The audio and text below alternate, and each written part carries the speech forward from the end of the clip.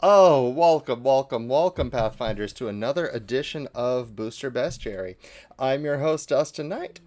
To start things off, today is a special show as we are going to be using packs from the newest Magic the Gathering expansion set, Streets of New Capenna. As usual, I have all these here pre-release kits, and I'm really excited because this set's actually I at first I was a little cold on the reception to it when I first saw the first hints of previews, but once I started seeing all the other cards come out and started seeing like what kind of themes they were going for here with this whole kind of art deco magic gangster vibe, I really kind of I'm with it. I feel the vibe. There are sadly no foxes in New Capenna. I do have a fox right here. Um, I got this fox from a friend of the show, and I absolutely love it. Yes, please give us more foxes, Watsy. We really do need more foxes. Currently, there's only three planes with foxes that I remember. There's Innistrad. There's Kamigawa, of course, has a lot of foxes, and not Lorwyn. Eldraine has foxes. There's some foxes on artwork in Lorwyn, but no actual fox cards. Oh, and of course there's foxes in Dominaria. There's Arctic foxes. This 1/1 for 2 from Ice Age in Dominaria. But who cares? You can't use that in a deck. I mean, you can, but it sucks. So we're just going to start things off with a set booster, actually. Those tend to be the most exciting. Uh, the art in this is fabulous, I gotta admit. I do love the art deco look. Very Metropolis, very kind of 1930 to 1960 Batman the Animated Series. A lot of inspiration like that, which is fun because a lot of graphic designers, at least at my school, and I imagine a lot of others, really heavily inspired by that vibe. Really works well. Also kind of gives me kind of a Shadowfinder vibe, which is Owen Casey Stevens setting. It's kind of set, or it feels like it's set like it's like Starfinder, but before the space age. And always has that kind of noir, fantasy noir detective feel in what I've seen from it so far. But don't take my word for it, as I am not necessarily working on that. So yeah, you should check that out yourself at owencasey.stevens.com and or his Facebook account. So here we have a devil. Oh, it's a token, right? Oh, these are backwards. Man, look at that art though. Check out that stylization, that style. That's really nifty. I do really like that vibe. That kind of modern vibe mixed with fantasy is really neat. Let's flip this around though. Here we have it. All right. Man, how are these collector packs set out? We have like, that's weird. That's bizarre. We start with the art card apparently, and then it goes to the basic land. Okay. Let's see. Deal gone bad. Yeah, a lot of tropes like that. A lot of those gangstery tropes, like yeah, deal gone bad. Run out of town. You could see it here, right? Here, let me get this to focus really quick so you could actually see these cards. Autofocus, go. There we go. Run out of town. Demons do. Yes, so the setting is like this big metropolis city, very modern-y metropolis city that was built originally by angels, but it has since come under control of these 5 crime families that are all controlled by kind of demons. Hi, Stephanie. Yeah, there's Stephanie in chat. A murder. There had to be a murder card in a gangster set. So the set's divided into these 5 different factions. The Maestros, the Brokers, the Riveters. Man, I'm forgetting right now. The Cabaretti, and there is one more, but for the life of me, I can't remember. Like the Riveters are like the construction builder kind of. Yes, classic. The mobsters in construction. The Cabaretti are the party animals. Literally, they literally have a fat cat as their crime boss who throws big lavish parties. The city's kind of controlled by this weird substance called Halo that is like magic essence harvested from the few angels remaining on the plane that could power up spellcasters. All right, Courier's Briefcase. Love this. Love this. Such a fun little reference to Pulp Fiction. That's really cool.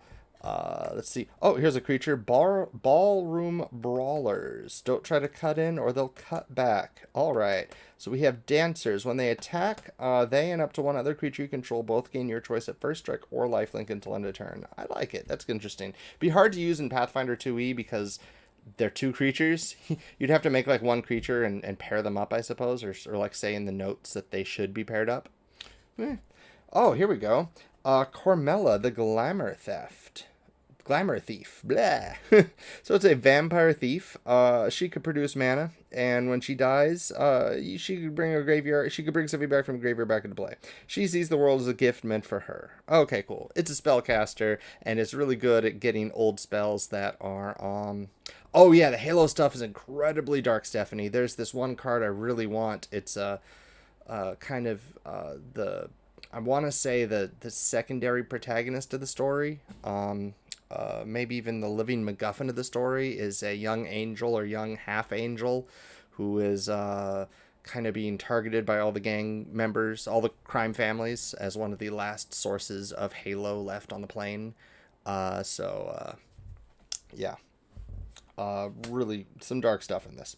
Nimble Larcenist. Oh, here you can see there's this alternate art, this kind of Art Deco looking art. Very pretty. Love that stylization. It especially looks good on the foils, I gotta say. I did look at some of the packs that come with the pre-release kits, the fixed packs, just to look at the foiling, and the foiling on these Art Deco cards is incredible. So enters the battlefield, your opponent reveals their hand, you choose an artifact, instant, or sorcery from it, and exile that card. Cool. It steals a card. It's a thief, it flies, it's a bird thief. Neat. Oh, and here we got a land, Raffine's Tower. It is a tri-cycling land. It's a land. There's some gorgeous land in the set. This one is just the normal art for it, though. And, fun foil here. Disciplined Duelist. Oh, I love that art. And check out that foiling. That foiling is gorgeous. Gorgeous, gorgeous, gorgeous foiling. Man, I love that. That's cool. So double strike, he enters the battlefield with a shield counter. Shield counters are a new mechanic in the set. If a creature has a shield counter and it would take damage or be destroyed immediately, you just remove the shield counter instead. So it's kind of like regeneration.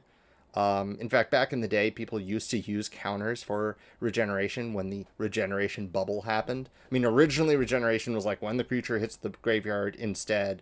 And then they changed it to the next time the creature would hit the graveyard. And people used to use counters to show when a creature would regenerate. But now we have shield counters.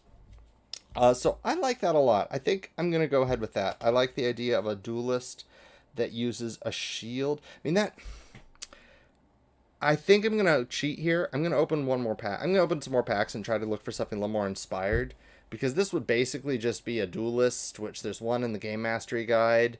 An unarmed duelist, so just get any unarmed. Well, he uses brass knuckles, so just get any brawler from the Game Mastery Guide or Bestiary and give it the shield spell, and you'd basically have a disciplined brawler. So that one's kind of a freebie. I'm just gonna throw that out there. If people want a disciplined brawler, you could use this token. It's badass art for sure. It's the most interesting creature in the pack, but it's not that interesting of a design. The design basically comes down to it duels. The Cornella is a little more interesting of a design, but it really comes. She's more based on her motive, which is just stealing stuff. I mean, she'd be a rogue. She'd be an Eldritch Trickster. She'd have some magic. But that would basically be it. I mean, she could steal. Apparently, she could steal a spell that's like already cast, so she can dispel a buff and then cast it later. Which that's something. I guess it does make her more interesting than the duelist. I could totally see that actually. Now the more I think about it, yeah, I could see that. She does when she deals sneak attack damage. She can do a counteract check against one buff. If the counteract check is successful, she could cast that spell. Yeah, that could I just wrote it out. I just did it here on stream. I could totally see that as a creature.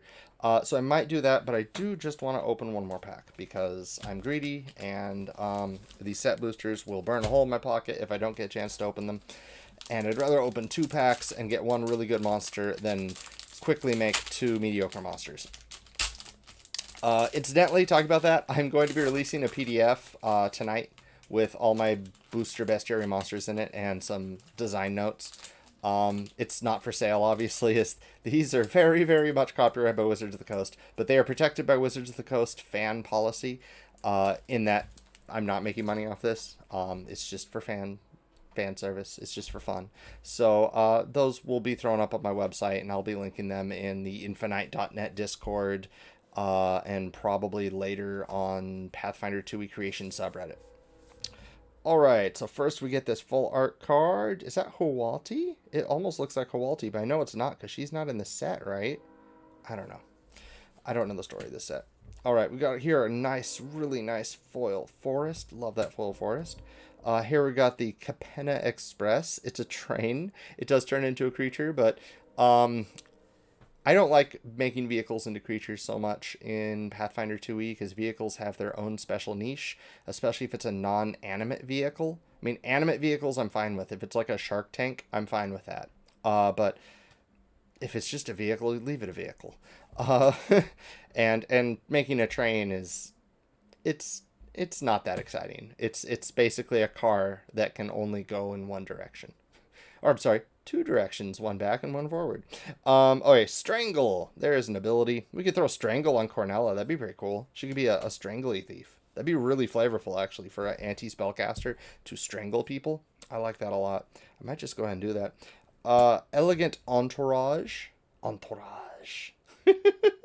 Whenever another creature enters the battlefield, they get bigger. Oh no, target creature other than the entourage gets bigger. Okay, so it's an entourage to other creatures. I get it. It makes other creatures bigger. Alright, that seems fun and limited. Not good, not great, but fun. Brass Knuckles. Brass Knuckles are totally a thing. Really fun design on this card, I gotta admit. It copies itself when it hits play. So you get 2 Brass Knuckles, but Brass Knuckles only do stuff if the creature has another equipment on it. So by default, you could just put 2 Brass Knuckles on a creature and it'll do something. It'll give it double strike, which is very good. But as an added design bonus, if you have a deck with a lot of equipment, you could have 1 Brass Knuckle on each of your creatures and 1 of each other equipment on the creature. So I do like that a lot. You could also, of course, bounce Brass Knuckles, like return it to your hand and play it again, and you won't have to lose the token. So you could have 3, then 4, then 5 Brass Knuckles, and just start throwing out your Brass Knuckles. Brass Knuckles for everyone. And that's really cool. I like the design a lot. It's just an uncommon. It's not like great enough to go into an EDH deck even, unless there was a commander out there that like flickered artifacts and liked equipment. I can't think of one. But if there was, then yeah, sure, it's perfect for that. But other than that, it's not good enough for commander, but it's cool. I love it, and it looks really good and limited. And there's a lot of fun things to do with it. Refuse to yield. Untap a creature, gets +2/+7. That's a fun card. Wow, I like that a lot. Reminds me of the old Righteousness. Target blocking creature gets +7/+7. Obviously, it's considerably more useful as there's a lot more you can do with it, and it untaps the creature. Cool card. Love the art. Love that idea. I'm a big fan of using little shards of glass, and I'm a big fan of telekinesis. So telekinetically, let's see what the flavor text is. Her opponent threw her through the window, so she retaliated by throwing the window through her opponent. Oh man, I love that so much. Literally just flew back up through the window and used the shards of glass as weapons. That's so cool. Oh man, I love it. Oh, what is this? Oh, wow. That is dark. Is that Johan? No, that is Aaron Vest is the artist for this card. Wow, that is a cool piece. I gotta get this on camera better. Man, look at that artwork. That is crazy cool. I think the color is a little off. Let me change that. There we go. Yes, telekinetic projectile novel. Exactly. Oh man, that artwork for Shattered Seraph is so cool. I can't get over how cool that is. It's an angel rogue. Man, so Shattered Seraph, it's a thief angel. You gain some life when it hits play. You can exile it from your hand, and target land gains add certain types of mana. Okay, so this represents an angel who is turned into a font of Halo, is what this is basically. So again, not the best for a Pathfinder monster. You would just take an angel and kill it. It's less of a monster and more of the ritual of killing the monster and turning it into a source of power, which is cool and would make a great campaign hook, or even just a minor thing in the side of a campaign. Super dark, yeah, Stephanie, super dark. Take turning an angel into a just mana wellspring is very brutally dark. We have something like that in our own campaign. Actually, we have an Asimir who is used by a cult for her for the magic properties of her blood and her feathers. So there was something in our campaign like that. Anyway, in this Detour. Oh man, that art is so evocative and funny. It's so just fun. It's just fun art there. Fun art. Yeah, it's people being chased. They're being chased endlessly. It's literally a maze spell, but like against somebody driving a car. I think that's really funny. It's because maze normally as you locked in extra dimensional space that you can't escape from easily. In this case, you're locked in that space through your car.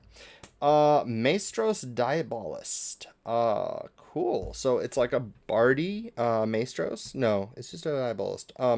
So a vampire warrior has death touch and haste. A lot of vampires have death touch. Okay, means it kills you if it does any damage. Haste, it swings immediately. It's a 3-drop.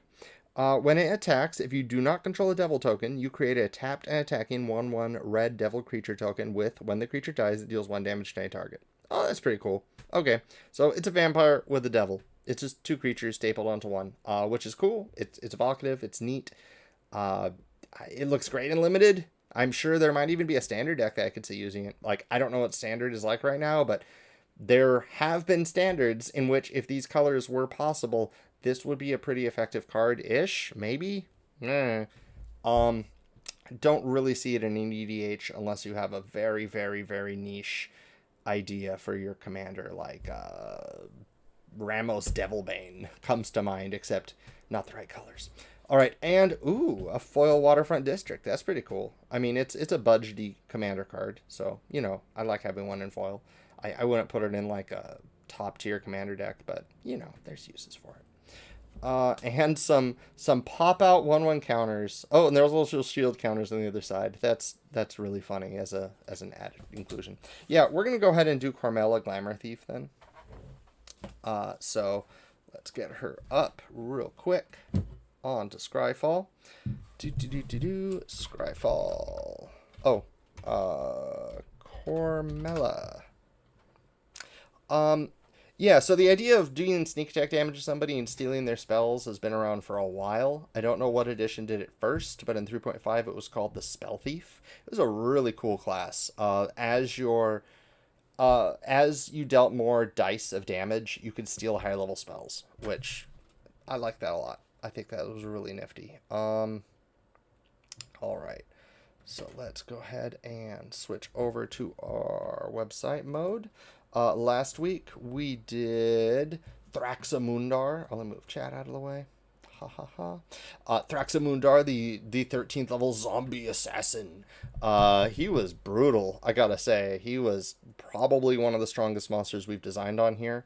Aside from the demon, who I'm not gonna count because his stats were messed up. But yeah, Thraxamundar was really cool. I had a great time designing him on chat. But he is safe now, and he will be in the Bestiary that's coming out shortly. So let's just go new monster. Oh, and there was Thraxamundar's card, which we have to change. There we go. All right, so there we have it. Oh, that's beautiful. Carmella Glamour Thief. What a cool creature. Man, she'd be fun, like a fun budgety commander. I'd actually see a lot of Grixis players who'd use her simply for the mana ability, because I know a lot of Grixis commander players are like, I'm never going to cast my commander, so I don't care. I'm just playing Storm. Why would I want to cast my commander? She'd be good for that, right? She'd be great in a Storm deck. I mean, it's just more mana. I mean, I guess it's not more mana the turning player, so that's where she's not the best. In a way, she looks like a Storm Count 1 for 2 mana, which isn't great, but it is better than anything else you could do in those colors. I mean, you can't increase your Storm Count by casting your commander any more efficiently than as a 2-drop, or effectively a 2-drop, since it's a 3-color deck. Not saying she's, like, amazing or, like, gonna, like, make the meta or anything, but, you know. Let's go ahead and make her a level 4, as she is a casting cost 4, and she'll be doing some cool stuff. So, level 4. We're going to definitely make her Chaotic Evil. When she dies, return the card from your graveyard to your hand. I don't even know how that's going to work. We're going to figure it out, though. She sees the world as a gift meant for her. Man, that reminds me of the princess from ReZero. One of the 5 candidates. She's always talks about, like, the world was made for me. I love that kind of attitude. It's such a fun villain to play out.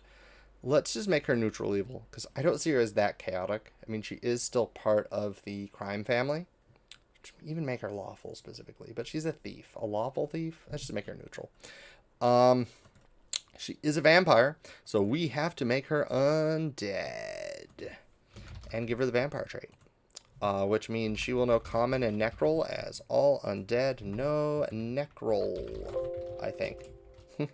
Yeah, that was another thing I learned recently in Book of the Dead. It was clearly said in canon that when you become undead, you learn necrol. Like, even if you couldn't even write or read in your previous life, now you could read necrol. It's like, oh, that's weird.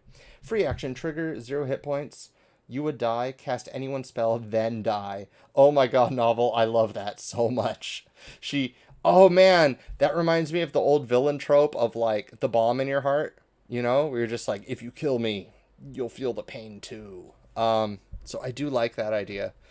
That's something I could see a thief having too. Like, I'm not that good at combat, but if you kill me, you'll feel the pain, so don't.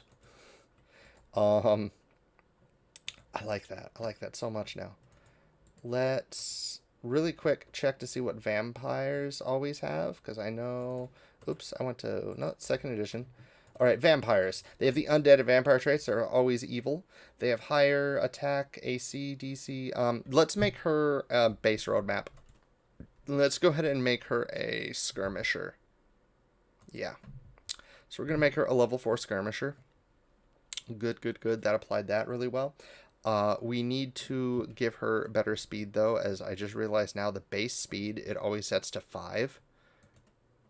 And I don't know why. There we go. 25 feet. It's good. She has haste. Let's give her 30 feet. Because she does have haste. And thieves moving really fast. That's good. If you get in a chase with her, that's really good. Must target the creature that last did damage to her. Oh, definitely. Definitely. Make it like a vengeful. In fact, let's call it like Blood Vendetta. Magic Blood Vendetta. Magic Vendetta. Spell Vendetta. For now, I'll call it Blood Vendetta. If someone thinks of a better name for that, please go ahead and tell me. We will make this a defensive ability, as that's where we put Death Throes. It's a free action. It will have the Abjuration trait. And it is a Death Throw. So it will have trigger. Cormella reaches 0 hit points or would die. Or would be destroyed.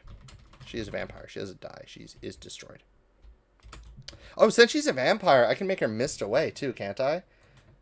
That's a thing they do. Mist. What is that called? Among the Living? No. Mist. I know there's a mist ability here. In 2E. Mist Escape. Vampires reduce to 0 hit points. It's normally their trigger. So, yeah, let's say... Cormella is reduced to 0 hit points. Effect. Cormella uses turn to mist.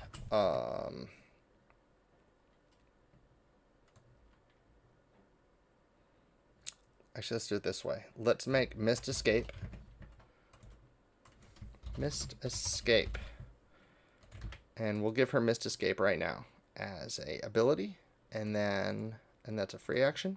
And then Blood Vendetta, when she reduces 0 hit points, Misty Vendetta. When she's reduced to 0 hit points, she can Cormella cast one stolen spell. Cast one stolen spell at the last creature to target her. Yeah, that makes it so it's against whoever targeted her. Or last creature to deal damage to or target her.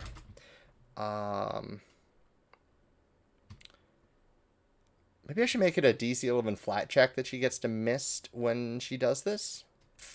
Or maybe she just gets to mist. Yeah, she just gets to mist. Cormella may then use Mist Escape. Cool. So this way she doesn't always die when she uses Blood Vendetta. She could actually Mist Escape, actually. She could actually Mist Escape after.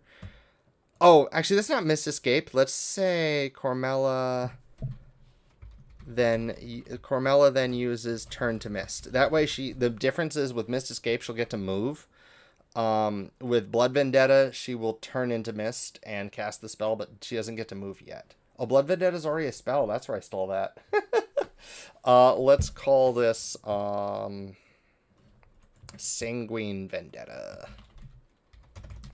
See? You don't always have to use the word blood. There's a million words for blood. Ichor Vendetta. Essence Vendetta. Sanguine Vendetta. Alright, cool. I'm good with that. Is that how you spell sanguine? Yeah, it is. Cool. Alright. And then, Mist Escape. She does not have Change Shape, Children of the Night, Dominate. She will have Drink Blood.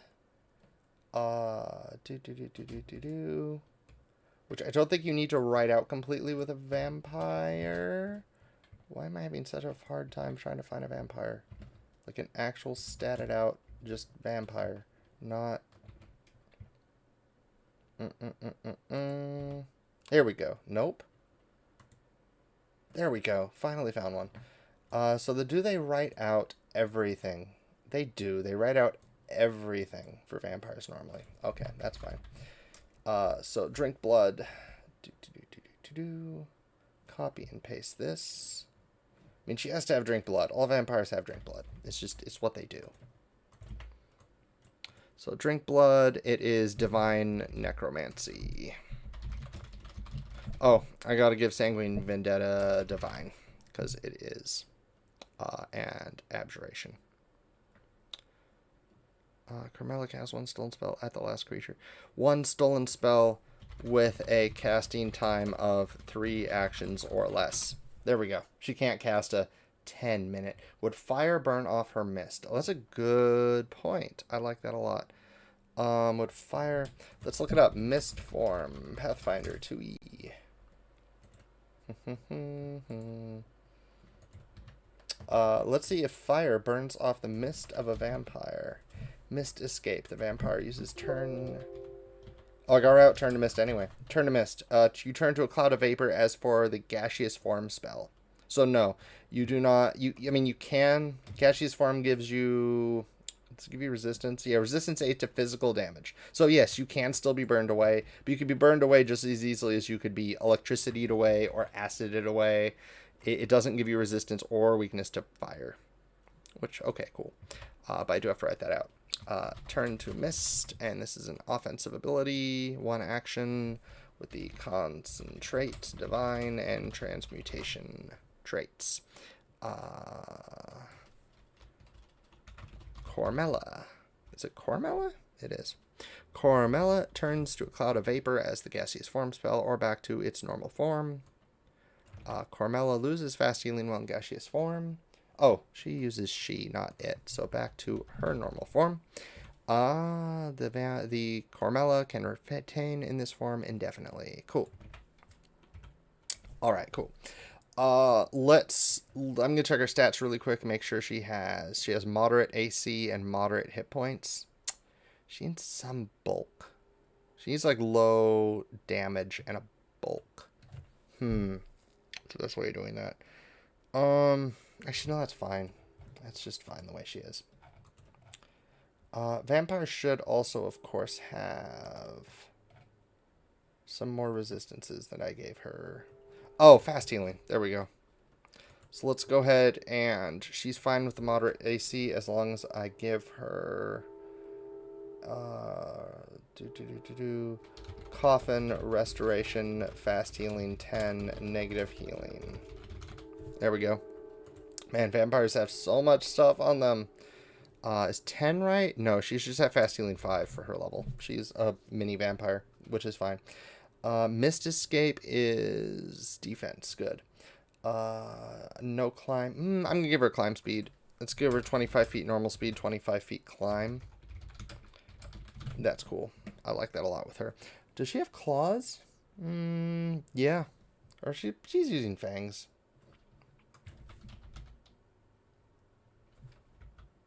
Yeah, she's using fangs. Alright, so let's go ahead and give her her fang attack right now. So melee, it is called fangs. It does... Let's just give it moderate to hit. And let's give it actually really low damage. So 2d4 plus 4 would be low. Let's give it moderate damage at least. So 2d6 plus 5. I like plus 4 better. 2d6 plus 4 because she has 2 strength. I'm just doubling that off. And fangs will do... Oh, it's damage. Ha ha ha ha. Piercing. Great. Normally they grab, but we don't need that with her. There's a chance, but she will have sneak attack. So I want to give her that real quick. Well, she'll have spell siphon. She will have spell siphon as her special attack. And let's do it with fangs. Plus spell siphon. Cool. I like that. It works for me.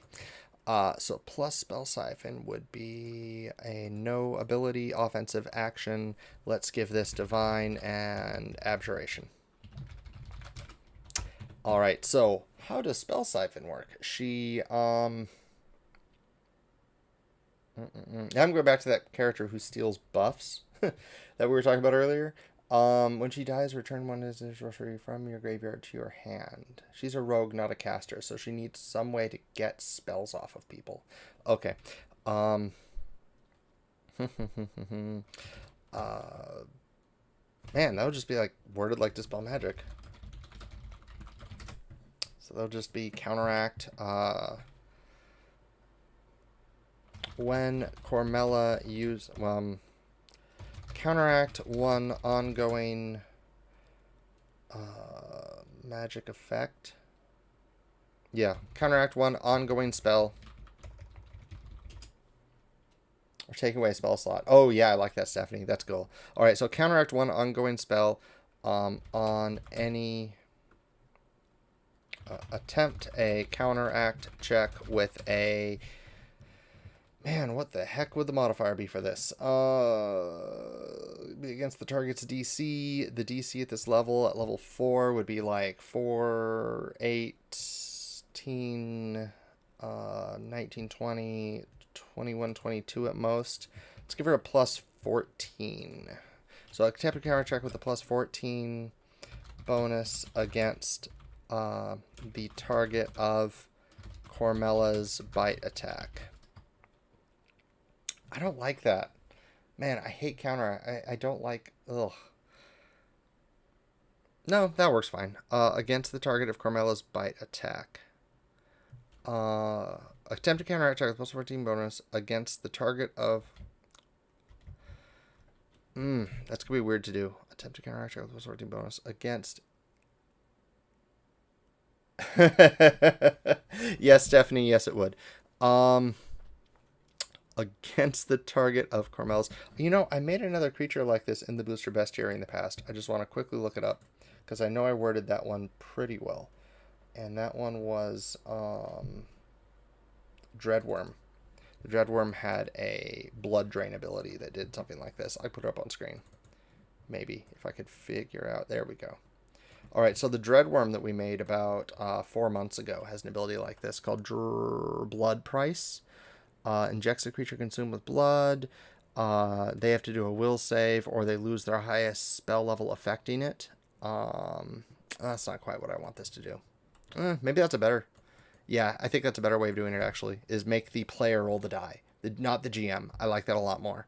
Always try to let the players roll the dice. I like that a lot.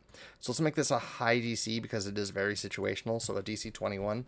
So creatures creatures damaged by Cormella's Fang attack must make creatures damaged by her attack.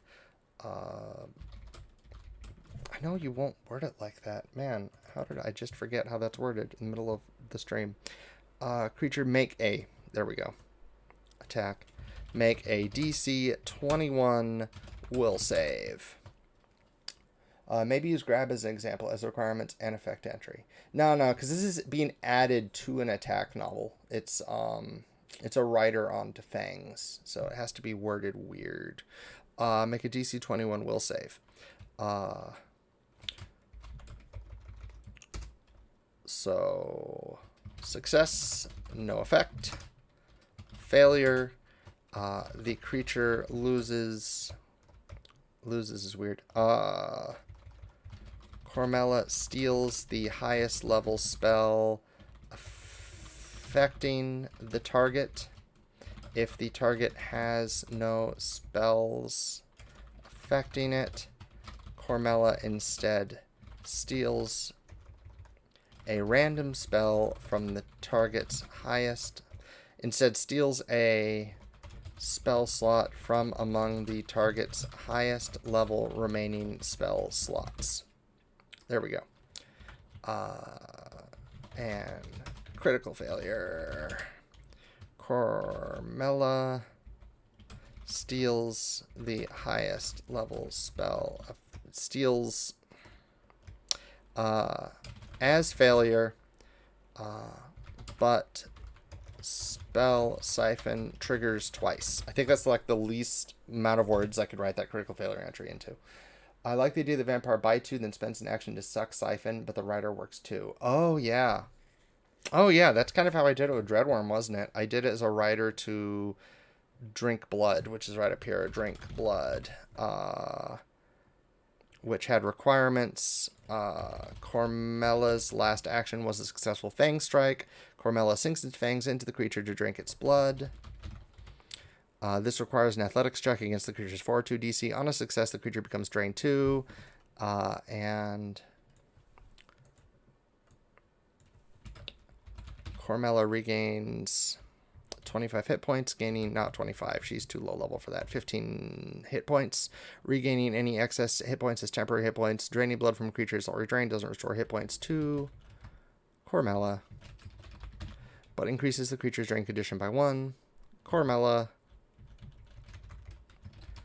can also consume blood that's been emptied into a vessel for sustenance, but gains no hit points for doing so.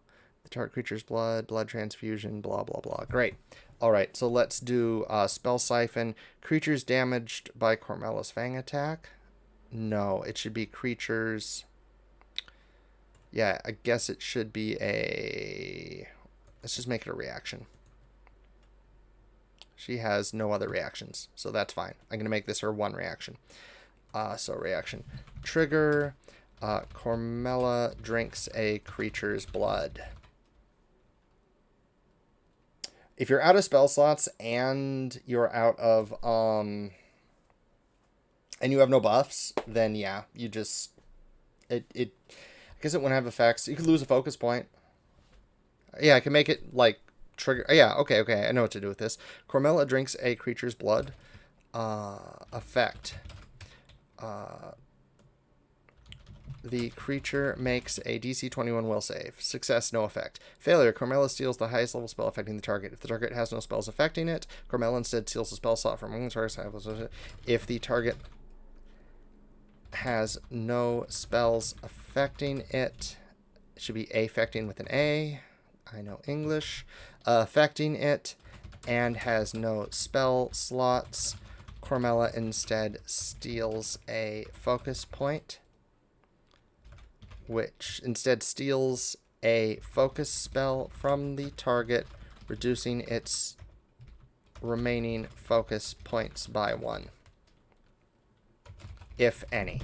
Period. There. That way, At this point, the only person she's not going to affect with this is somebody who has no focus spells. Because even if you have no focus points left, she's still draining a focus spell from you, which doesn't make too much sense. But instead of Coffin Regeneration, you could have a plane card restoration as a running theme for your booster Bestiary. The vampire returns to a particular plane card. Ooh, I like that a lot. Okay, I'm stealing that idea as well. Thank you. Cornella steals as great. So let's do that. Plane card restoration. Cool. Let's go up. Coffin regeneration. What are you called? Coffin? How do they normally write that in a vampire?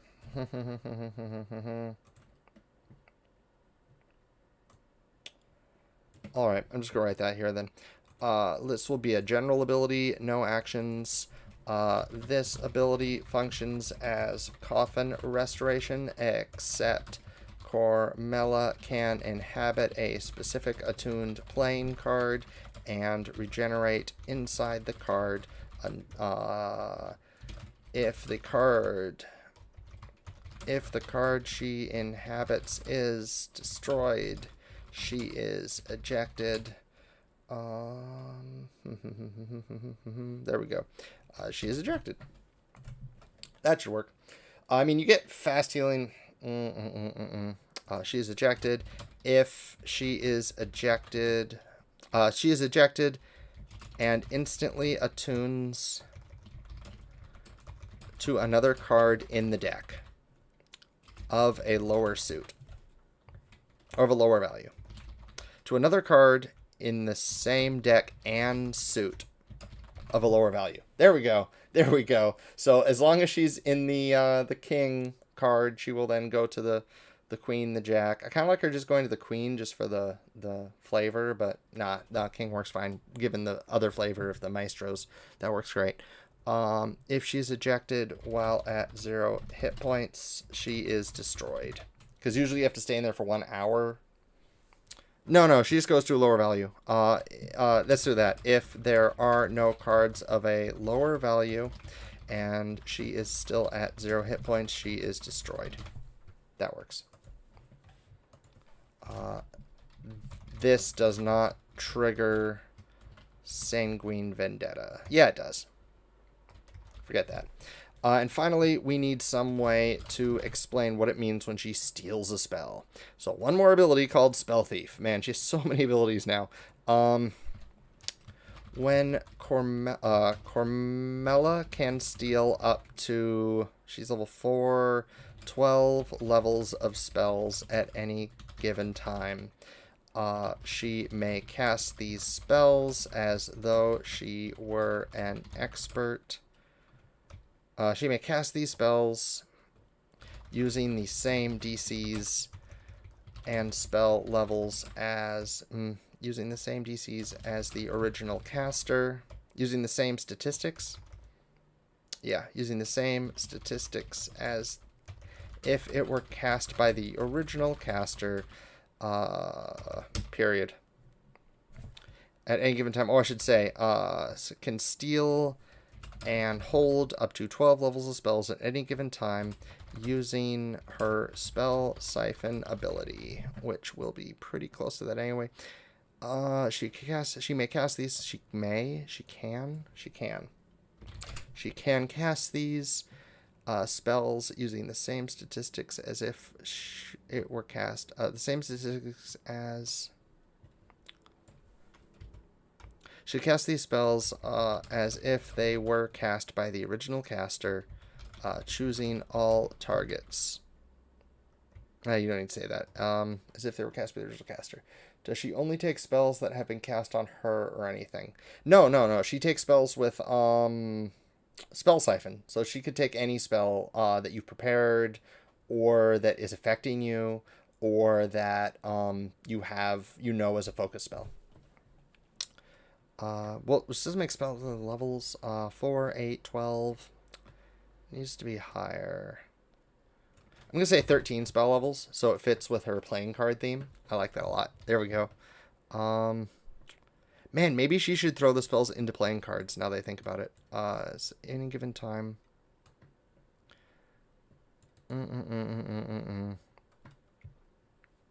Steals your spell, but it's heal. Sad vampire. You know what? You know what, novel? That means she could cast heal at other vampires, okay? Vampires don't always get along.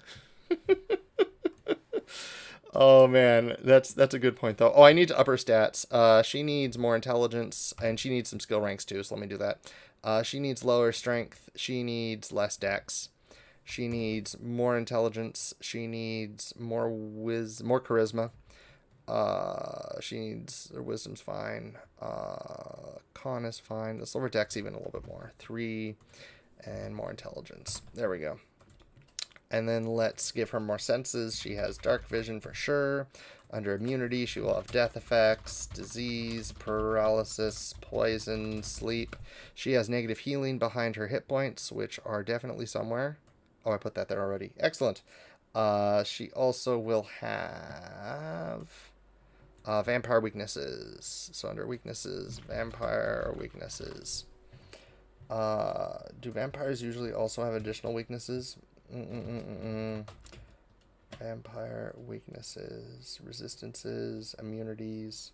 Oh, they technically have resistance, so let's give her that. Physical 3, 2, other physical 2, except magical silver weaknesses, vampire weaknesses. Great. Mist escape, create spawn. She doesn't create spawn. She doesn't want to create spawn. She is a selfish vampire, and she has no time for spawn.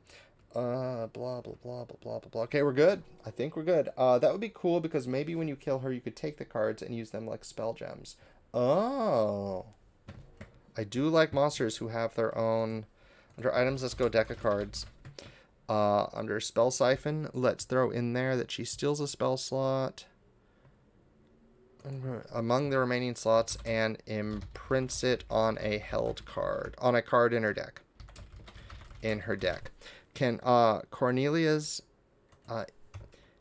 each card in Cormella's deck can hold spells up to the value of the card. Cornella can draw a card and cast the spell imprinted on it with spell siphon, using the same number of actions it would take to cast the spell, using the same variables as the original spellcaster. There we go. It takes a little bit of the sting away from having your slots stolen. Yeah, it definitely does.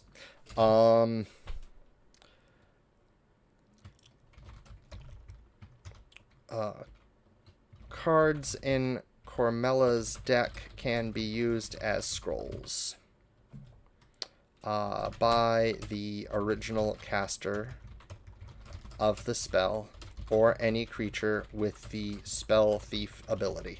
There we go. Cool. That way, you can't... Let's just say by any creature. Can be used as scrolls. Let's just say as scrolls. Cool. That way she has her own treasure. I like monsters that have their own treasure, like, thematically built in based on their abilities. What a great boss enemy for a low-level party. Yeah, I like those. Let's alphabetize her abilities real quick. Drink Blood, Turn to Mist, Spell Siphon. Turn to Mist goes after Spell Siphon. And with that, we're good. Misty Escape. Oh, Mist Escape goes above Sanguine Vendetta. Excellent. All right, cool. So little announcements. Not quite sure what we're doing Friday. It will either be a review of Pathfinder Infinite and or Starfinder Infinite products, or possibly an interview. I need to double check with who I'm interviewing, as I have a couple people lined up, and it depends on a combination of when they asked and availability.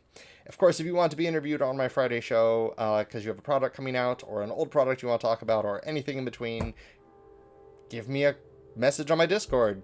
If you want to find me, my Discord is at infinite.net. That is how you get to my server, and that's where you can get show notifications and what have you. Thank you everyone who subscribes for subscribing. Thank you everyone in chat for giving me your 2 cents, and thank you everyone for watching, for enjoying the show. If you head over to my Discord, my Twitter, and or the Pathfinder 2e subreddit by tomorrow, you will find a PDF that will have the first 52 or 53 or so booster bestiary entries in it, as well as some fun design notes. And I will probably update that like once a year or so when I get to it. So if you ever want to use these monsters, there will be one big compiled place where you could find them all. I will be adding new Capenna to the list of packs that we're doing. As usual, if people have any specifics they want to request, go ahead and contact me. Other than that, I think we're good to go. So thank you very much for showing up. And as usual, you'll never know what you'll pull next time on